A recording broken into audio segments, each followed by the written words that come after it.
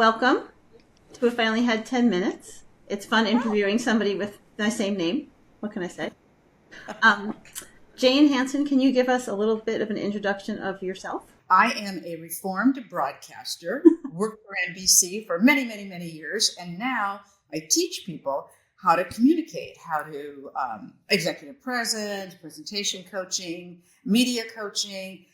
Basically, how do we talk to each other and talk to each other really well and talk to each other conversationally and do it in a way that it's all about being our best selves. Okay.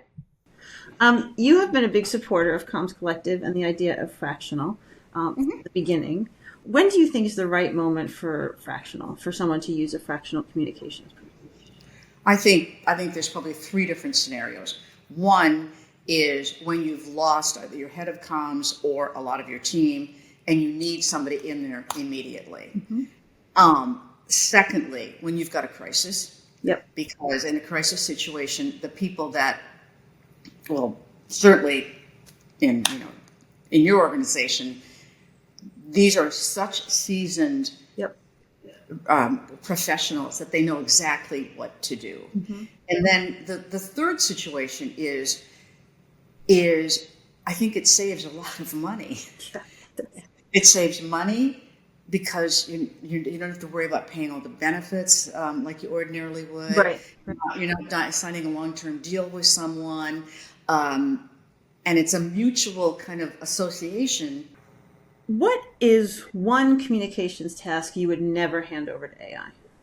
Well, so the one thing about AI is that you can get it to do all kinds of things for you, but it can't give you emotions. And even when I try to use my friend Claude, because that's Claude is my friend as well.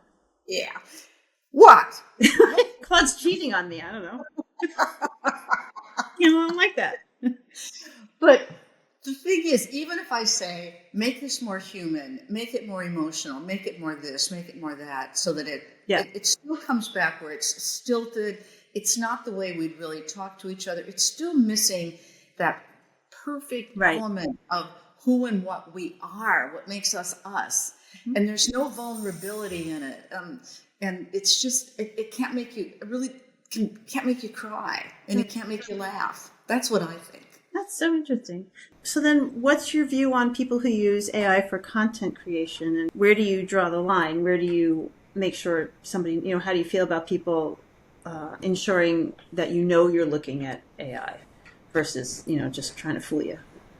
I'm in the process of writing a book. And in that, I've gone to ChatGPT, I've gone to Claude, and I've said, rewrite this for me. Yeah. And it'll come back and they'll make some really interesting stories, or they'll add something to it that is kind of fun. Right.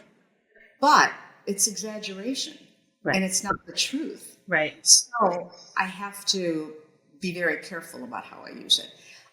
I think you can create some good content and get some good ideas, but you're never going to replace the real human element. I'm going to say, do you miss broadcasting? And I know your answer is going to be no, but I think it's I miss doing this, only doing the interviewing. Right. Do you think it's a harder job now than it was? I think it's so much easier to get information. Right. Of course. You don't have to research the same way. Right, sure. Right. You don't have to go over to the AP wire and pull it off, and you don't have to be someplace where there's an internet. Just got your phone, and you can use your phone, and you can write your scripts in the field on a phone. You can do all this kind of stuff that's very cool. So I think that part's easier. Right. And of course, with the digital thing, one of the things I used to hate was long before we had the real digital world, and I'm going to sound like I was lived in the caveman's age, but we would reuse videotapes. Right. I mean, if I do a great interview, but we could only use 2 or 3 minutes of it on a show, or maybe 5 minutes at most. Right. The rest of that interview was lost forever because they reused the tape, or even with digital, with things were not saved like they're saved today. Right. So the beauty of it is to be able to save all of that, and I can say on a broadcast, okay, you just saw me interviewing, I don't know, Taylor Swift. Right. You want to watch in my dreams. But if you want to see the whole interview, just go to here's the link, and you can watch the whole thing.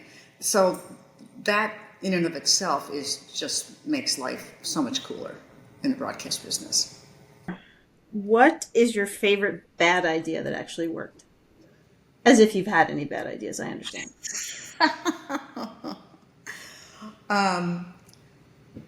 The first bad idea that really worked. Not first, any. Okay, so I thought that if we did like ambush interviews for communications training, that I thought, let's just try this and see what happens. And so, because you always want to get, when you're doing media training, you want to get people kind of caught off guard with, how are they going to blah, blah, blah. So I thought, let's just do ambush interviews as they're kind of walking into the room. And the question was really simple, like, what do you love about your company? People lost their minds? They did. But it turned out that they've turned into being very, very reflective, except for the one time, and I always ask permission of who's ever hired me, like HR or the communications team or whatever. And I asked them if it's okay to do this. I said, sure, we love it. And one of the participants got so pissed, they were like, this is awful, I'm not doing this training, and left. And I thought, well, maybe that was... Okay, but that wasn't your fault. It was a bad idea that turned into a good idea because it worked really well. And then at one moment at that particular training, and it was a big client, wasn't, Oh, wow. So. I'm going to ask you a question that people probably ask you a lot when they find out what you've done. And you probably won't answer it. I'm curious how you will. Who is your favorite interview? Do you have a favorite interview or one of your favorite interviews? The one that always comes to mind is when I interviewed Desmond Tutu as he was getting ready to go before the United Nations. And when you're a reporter out in the street and you're always moving fast, and I had been interviewing him in a park in Lower Manhattan, and we were almost done. And his team interrupted me. The people with him interrupted me. And I'm like, oh, come on, I'm almost done. Right. They said, no, you want us to interrupt me. So they took him aside, and then he came back and he sat down in front of me, and tears are streaming down his face. And I said, what's that all about? And he goes, I just got told I've won the Nobel Peace Prize. And it was because, obviously it was his anti-apartheid movement in South Africa. The next thing he said to me was, I'm like, I start to cry. What? I almost cry now when I think about it. But he said, but this isn't about me. This is about the people that we all worked so hard and so long for this, to bring equality. And he said, I'm so honored and I'm so thrilled, but it's not me, it's them. And I just, it taught me such a beautiful lesson about humility, graciousness, and truly feeling like I was in the presence of greatness. Right. Wow. I was ready for you to say something terrible had happened. And so it's such a nice, I like that story because you shocked me. I was ready, my mind went to the worst place possible. Wow. Wow.